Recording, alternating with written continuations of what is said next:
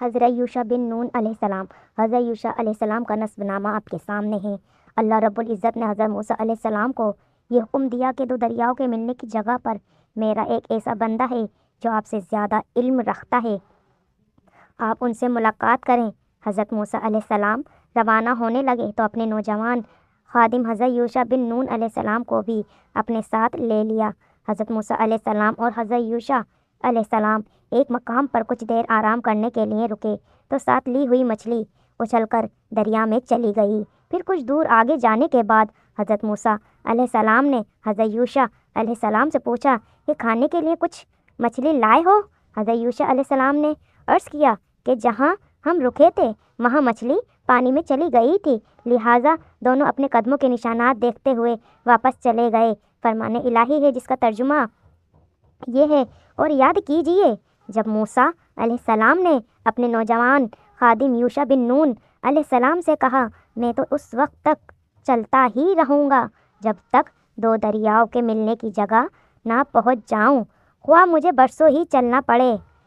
بس جب وہ 2 دریاؤں کے ملنے کی جگہ پہنچ گئے تو وہاں اپنی مچھلی بھول گئے اور مچھلی نے دریا میں ایک سرنگ کی طرح اپنا راستہ بنا لیا۔ اور پھر جب وہ دونوں وہاں سے آگے بڑھ گئے تو موسیٰ علیہ السلام نے اپنے نوجوان خادم سے کہا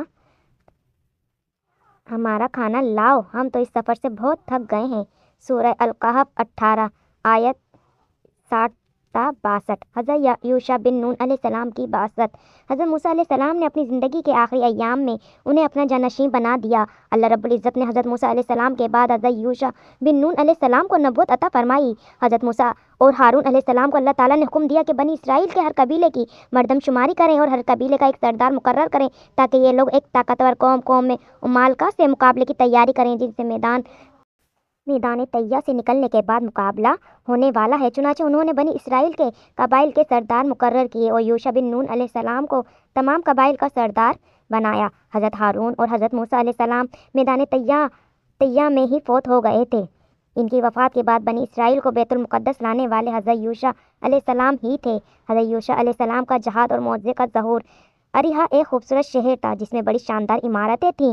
حضرت یوشع علیہ السلام نے اپنے فوجیوں کو لے کر اس شہر کا محاصرہ کیا لیکن دشمن مرعوب نہ ہوا۔ آخرکار آپ علیہ السلام کی فوج نے شہر کو چاروں طرف سے گھیر کر نعرہ تکبیر بلند کیا تو شہر کے فصیل 4 دیواری ٹوٹ گئیں اور وہ اپنے فوجیوں کو لے کر فاتحانہ انداز میں شہر میں داخل ہو گئے اور بہت سا مال غنیمت حاصل کیا۔ حدیث رسول اکرم صلی اللہ علیہ وآلہ وسلم۔ ایک نبی یوشع علیہ السلام جہاد کے لیے نکلنے لگے تو انہوں نے اپنی قوم سے فرمایا وہ آدمی میرے ساتھ نہ آئے جس نے نئی شادی کی ہے اور ابھی اپنی بیوی سے ہم بستر نہیں ہوا، اور وہ بھی میرے ساتھ نہ آئے جس نے کوئی عمارت تعمیر کی ہے لیکن ابھی چھت نہیں ڈالی، وہ بھی میرے ساتھ نہ آئے جس کی بکری یا اونٹنی حاملہ ہے اور وہ بچے پیدا ہونے کا انتظار کر رہا ہے۔ چنانچہ وہ اپنی فوجوں کو لے کر جہاد کے لیے نکلے اور شہر کے قریب وہ اس وقت پہنچے جب عصر کا وقت ہو چکا تھا۔ اس نبی نے سورج سے کہا تم بھی اللہ کے حکم کے پابند ہو اور میں بھی، اے اللہ اسے کچھ دیر کے لیے روک دے۔ چنانچہ سورج رکا رہا یہاں تک کہ فتح حاصل ہو گئی۔ سبحان اللہ۔ جہاد کے بعد انہوں نے مال غنیمت جمع کیا، اسے آگ جلانے کے لیے آئی لیکن جلائے بغیر واپس چلی گئی۔ نبی علیہ السلام نے کہا تم میں سے کسی نے خیانت کی ہے اس لیے تمہارا جہاد قبول نہیں ہوا، لہٰذا ہر قبیلے کا ایک آدمی میرے ہاتھ پر بیعت کرے۔ جب قبیلے کے نمائندے بیعت کرنے کے لیے آئے تو ان میں سے ایک آدمی کا ہاتھ نبی کے ہاتھ سے چپک گیا۔ نبی نے فرمایا تمہارے اندر ہی خیانت ہے، تمہارا پورا قبیلہ مجھ سے بیعت کرے۔ اس قبیلے کے تمام افراد نے بیعت کی تو 3 آدمیوں کے ہاتھ نبی کے ہاتھ سے چپک گئے۔ نبی نے فرمایا خیانت کا مال تمہارے پاس ہے لہٰذا لے آؤ۔ وہ گائے کے سر کے برابر سونا لے کر آئے اور اس سونے کو دوسرے مال غنیمت کے ساتھ رکھ دیا گیا۔ آگ آئی اور اسے جلا کر چلی گئی جو جہاد کے قبول ہونے کی علامت تھی۔ آپ صلی اللہ علیہ وسلم نے یہ بھی فرمایا کہ ہم سے پہلے لوگوں کے لیے مال غنیمت حلال نہیں تھا، اللہ تعالیٰ نے ہماری کمزوری دیکھ کر ہمارے لیے حلال کر دیا ہے۔ بخاری مسلم۔ عام بن بعور کا واقعہ۔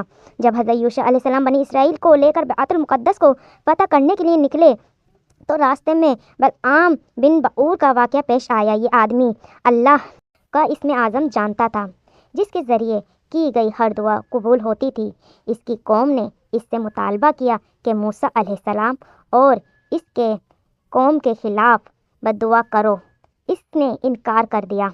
لوگوں نے بہت زیادہ اصرار کیا۔ آخرکار یہ اپنی گدھی پر سوار ہو کر بنی اسرائیل کے لشکر کی طرف چل پڑا۔ جب وہ قریب پہنچا تو گدھی بیٹھ گئی۔ اس نے اسے کھڑا کرنے کی بہت کوشش کی لیکن وہ کھڑی ہو کر پھر بیٹھ گئی۔ آخرکار قدرت الہی سے گدھی بولی کہ اے بلعام، تو کہاں جا رہا ہے؟ کیا تو نہیں دیکھ رہا کہ فرشتے مجھے اس طرف جانے سے روک رہے ہیں؟ کیا تو اللہ کے نبی اور مومنوں کے خلاف بددعا کرے گا؟ وہ پھر بھی گدھی سے نیچے نہ اترا اور اسے مار پیٹ کر آگے چلانے کی کوشش کرتا رہا۔ آخرکار وہ چل پڑی۔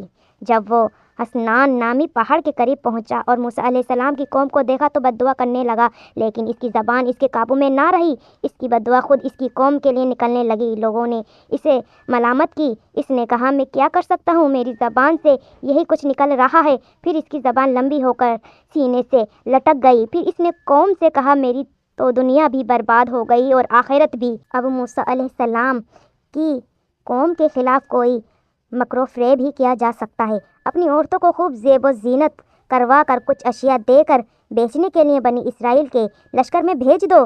وہ مردوں کو اپنی طرف مائل کریں گی اور بنی اسرائیل کا ایک آدمی بھی بدکاری کر لے گا تو تمہیں لڑنے کی ضرورت ہی نہ رہے گی۔ قوم نے اس کے مشورے پر عمل کرتے ہوئے اپنی عورتوں کو بنی اسرائیل کے لشکر میں بھیج دیا۔ ایک اسرائیلی سردار نے ایک عورت کے ساتھ خلوت کی۔ اسی وقت اللہ تعالیٰ نے بنی اسرائیل پر طاعون کی وبا بھیج دی۔ جب معلوم ہوا تو بنی اسرائیل کے ایک شخص نے اس خیمے میں جا کر دونوں کو قتل کر دیا اور کہنے لگا، اے اللہ، ہم تیرے نافرمانوں کے ساتھ یہ سلوک کرتے ہیں۔ پھر طاعون کی وبا ختم ہو گئی۔ تفسیر ابن کثیر۔ فرمان الہی یہ ترجمہ، اور اے نبی صلی اللہ علیہ وآلہ وسلم، ان لوگوں کو اس شخص کا حال سنائیے کہ جس کو ہم نے اپنی آیات دیں تو وہ ان احکام کی پابندی سے بالکل ہی نکل گیا۔ پھر شیطان اس کے پیچھے لگ گیا اور وہ گمراہ لوگوں میں شامل ہو گیا۔ اور اگر ہم چاہتے تو اسے ان آیات کی بدولت بلند مرتبے عطا کر دیتے، لیکن وہ تو زمین یعنی دنیا کی طرف مائل ہو گیا اور اپنی نفسیانی خواہش کی پیروی کرنے لگا۔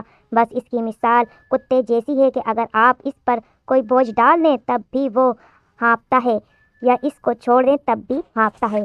یہی مثال ان لوگوں کی ہے جنہوں نے ہماری آیات کو جھٹلایا۔ اے نبی صلی اللہ علیہ وآلہ وسلم، آپ ان واقعات کو لوگوں کے سامنے بیان کر دیجئے تاکہ وہ غور و فکر کریں۔ ان لوگوں کی مثال بھی بہت ہی بری ہے جو ہماری آیات کو جھٹلاتے ہیں اور وہ اپنے آپ پر ہی ظلم کرتے ہیں۔ الاعراف 7 آیات 175 تا 177۔ رسول اکرم صلی اللہ علیہ وآلہ وسلم نے فرمایا، یہ بیماری طاعون ایک عذاب ہے جس کے ذریعے سے اللہ تعالیٰ نے تم سے پہلے کی کچھ امتوں کو سزا دی تھی۔ بخاری۔ قوم کی نافرمانی پر عذاب الہی۔ جب حضرت یوشع علیہ السلام قوم کو لے کر بیت المقدس کے دروازے پر پہنچے تو انہیں حکم دیا کہ شہر میں سجدے کرتے ہوئے یعنی عاجزی کے ساتھ رکوع کی حالت میں جھک کر داخل ہو اور اللہ تعالیٰ کا شکر ادا کرو کہ اللہ تعالیٰ نے وہ عظیم فتح عطا فرمائی ہے جن کا ان سے وعدہ کیا تھا، لیکن وہ شہر میں بڑے غلط انداز میں داخل ہوئے۔ فرمان الہی ہے جس کا ترجمہ، اور جب ان بنی اسرائیل کو حکم دیا گیا کہ اس بستی بیت المقدس میں آباد ہو جاؤ اور جہاں سے تمہارا جی چائے کھاؤ، اور حطاتن، ہمیں معاف کر دیجئے کہتے رہو اور سجدہ کرتے ہوئے بیت المقدس کے دروازے میں داخل ہو جاؤ، ہم تمہاری خطائیں معاف کر دیں گے، نیک کام کرنے والوں کو ہم اور زیادہ اجر دیں گے۔ ان میں سے ظالموں نے اس کلمہ حطاتن ہی کو بدل ڈالا جیسے پڑھنے کا انہیں حکم دیا گیا تھا۔ ہم نے ان کے ظلم کی وجہ سے ان پر آسمان سے عذاب بھیج دیا۔ الاعراف 7 آیت 161 تا 162۔ مزید تفصیلات کے لیے پڑھیں البقرہ 2 آیت 56 تا 59۔ رسول اکرم صلی اللہ علیہ وآلہ وسلم نے فرمایا، جب اللہ تعالیٰ نے بنی اسرائیل کو حکم دیا کہ شہر کے دروازے میں سجدے کرتے ہوئے داخل ہو اور زبان سے یہ کہو کہ حطاتن، ہماری خطائیں معاف فرما دیں، وہ سرین کے بل گھسیٹتے ہوئے زبان سے یہ کہتے ہوئے داخل ہوئے، حنطاتن، بالی میں دانہ۔ بخاری۔ حضرت یوشع علیہ السلام کی وفات۔ حضرت یوشع بن نون علیہ السلام کی قیادت میں بنی اسرائیل اپنے آباء و اجداد کی سرزمین بیت المقدس پر قابض ہو گئے اور وہاں سکون کے ساتھ رہنے لگے۔ حضرت یوشع علیہ السلام انہیں اللہ تعالیٰ کی کتاب تورات کے مطابق چلاتے رہے، یہاں تک کہ آپ علیہ السلام 127 سال کی عمر میں اس دنیائے فانی سے رحلت فرما گئے۔